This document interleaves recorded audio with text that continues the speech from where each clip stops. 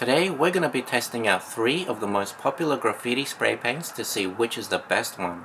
We're going to be testing out Molotow, or also known as Belton, Montana Gold, and of course MTN 94. Now the first thing I usually look for in a paint brand is to see how many colors they have in their paint range. Now Molotow has 275, Montana Gold has 215, and MTN 94 has 217. Clearly each brand has plenty of colors to choose from, and you shouldn't have any issues even if you're after a really specific color. Now for the next test, what I want to do is see how well all of these colors work together. Now I'm not going to go out and get every single color from each brand because that would just be nuts. But what I have done is I've gone out and got all of the gray tones from each brand, because I think that would be kind of interesting to see how well they work, and I'm sure all of the stencil artists that watch this channel would be really interested in seeing that. So what I did to start off with was I took each of these gray sets and sprayed them out to create my own little color charts and see how well all of the grays would work together. And what I found was quite interesting. MTN 94 has a good set of grays, but every other color is a really warm tone, and in between we have these cool tones. And I feel like this is something that catches out a lot of beginners because they aren't really aware that there's a set of warm tones and cool tones, and ideally you should be using them separately. So if you're creating a stencil art that's under 6 layers, you should actually be using either the warm set or the cool set. However, if you're using them all together, be really careful how you lay them together and try not to make the warms or cools too obvious. In particular, there's a couple of warm tones that I see in a lot of people's artwork that really sticks out. So these are the ones you should be really careful of when you're using your artwork, and try not to let them stick out too much and overpower the rest of your artwork. Next up was Molotow, and they had a huge range of grays. But what you'll notice is that a lot of them are really dark, and that kind of makes them a bit difficult to use. In terms of the lighter tones, they also have the same issue as MTN 94, where every second one is a warm tone and in between they have a cool tone. So this is something to also be aware of when you're doing multi-layer stencil artwork. Last up we had Montana Gold, and I found even though they had less gray tones in their paint set, the grey seemed to be a little bit more neutral, which makes them work together much better than the other 2 brands. And if you're doing multi-layer stencil artwork, that's actually quite important. But of course, we have to see how these paints look in an actual artwork. So what I did next was I took all of these brands and painted them through an 8-layer stencil which I prepared.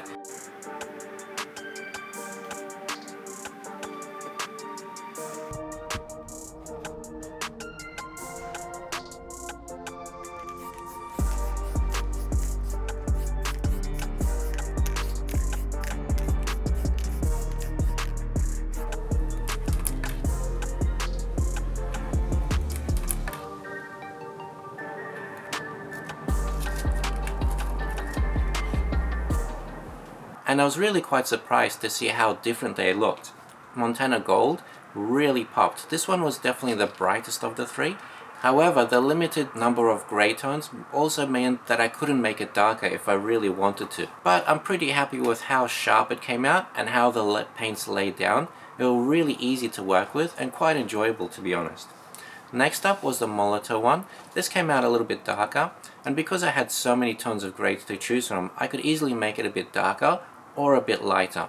And the same with MTN 94, which I actually painted twice because I felt it came out a little too dark the first time, and then I painted a lighter one the second time, just by shifting my palette of grey tones 1 tone lighter. So that's why it's really important to have a good number of grey tones. So out of the 3 artworks, you'll notice that Molotow and MTN 94 came out a bit darker, but you'll see a lot more detail in those darker areas, which can be important, and I felt they were a lot closer to my reference image, which was quite dark, to be honest.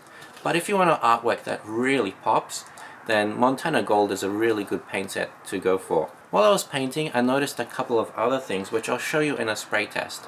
So let's get the same cap on all of the cans, and my favorite is the blue dot. I use this with all of my spray paints to make sure they're consistent.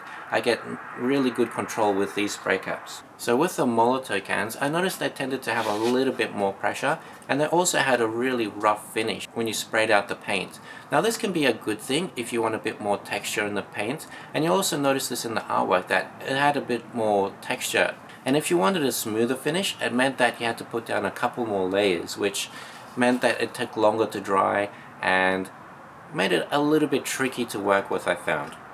Next up was Montana Gold, and this one I actually really enjoyed using it. Even though it looks really rough in the spray test, it was actually quite smooth and it dried really fast, which made it great for stencil artwork. I hardly even had to put the hairdryer on it because it just dried so quick and I can immediately go on top of it with the next layer.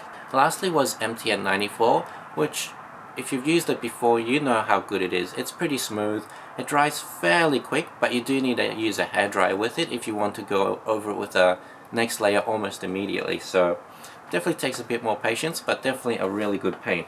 So which one is the best? Well, I think there's one more thing to consider when choosing a paint to paint with, and that is how much it costs and what sort of value are you getting.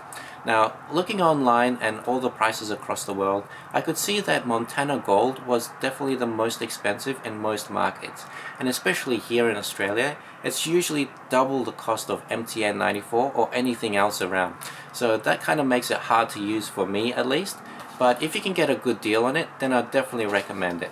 Next up was Molotow, and that's usually middle ground. You can get a good deal on Molotow, and you can usually find it in most places. And last of all was MTN 94, and looking around in most markets, it was definitely the cheapest, which means it has great value because it's definitely a good paint with a good range of colors. It usually goes down really well and creates some amazing artwork with it. So if you're looking for a great value paint, well, there's your answer there. But I'll definitely recommend looking around you to see what you could find locally and seeing what sort of deal you can get. And I'm sure you'll be happy with any of these paints because they are the top 3 for a reason. So anyway, I hope you enjoyed this video. If there's any other paint brands you want me to test or any other colors you want me to test, then let me know in the description below and I'll see you guys in the next one.